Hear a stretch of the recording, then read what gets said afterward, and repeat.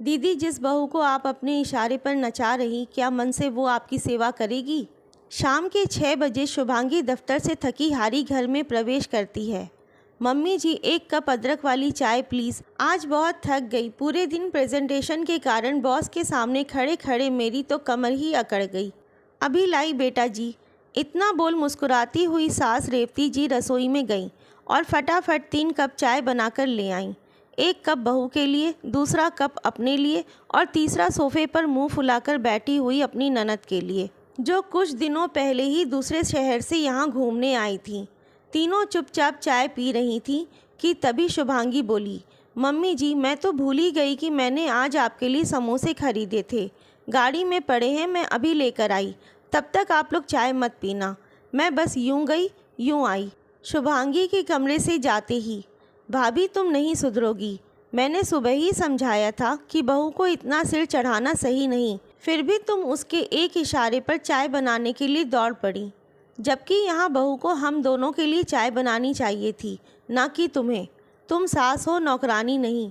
दीदी, आपने देखा नहीं वो कितनी थकी हुई लग रही थी। ऐसे में अगर मैंने 1 कप चाय बनाकर पिला दी तो कौन सा उपकार कर दिया।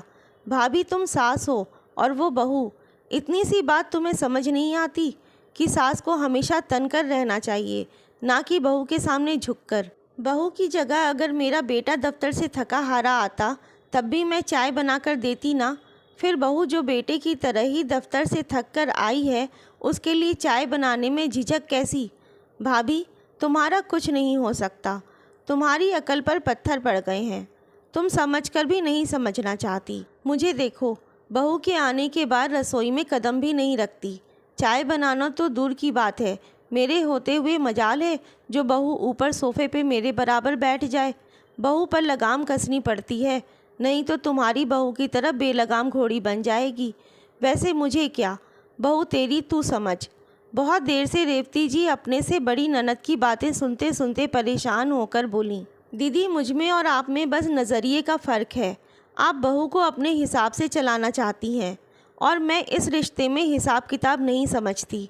मैं तो बस ज़माने के साथ चलते हुए कामकाजी बहू के साथ तालमेल बिठाना चाहती हूँ। ये तभी संभव है जब बहू के साथ प्रेम से रहा जाए, ना कि जोर ज़बरदस्ती से। दीदी, आज आपकी सेहत साथ दे रही, दिमाग काम कर रहा, लेकिन हमेशा तो ऐसा नहीं होगा। एक ना एक दिन आप भी शरीर और दिमाग से थकेंगी। तब जिस बहू को आप अपने इशारे पर नचा रही, क्या मन से वो आपकी सेवा करेगी? ज़रा सोच कर देखिएगा। शुभांगी, जो दरवाजे के बाहर से सास और बुआ सास के बीच की वार्तालाप सुन रही थी, अचानक से कमरे में प्रवेश करते हुए कहती है, मम्मी जी, ये लीजिए समोसे। बुआ जी, आप भी लीजिए। वैसे आप दोनों किस हिसाब किताब की बात कर रही थी? समोसे देते हुए शुभांगी बोली तो सास रेवती जी बोल पड़ी, कुछ नहीं बेटा जी, वो मैं पूछ रही थी कि दूध वाले का हिसाब किताब ज़रा एक बार देख लेना, मुझे कुछ गड़बड़ी लग रही थी। ठीक है मम्मी जी। बोलती हुई शुभांगी अपने कमरे में चली गई।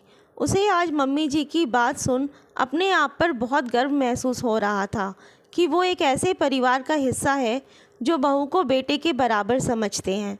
आपको ये कहानी कैसी लगी, कमेंट करके ज़रूर बताएं। कहानी अच्छी लगी हो तो लाइक और शेयर करें और चैनल पर नए हैं तो सब्सक्राइब करना ना भूलें। धन्यवाद।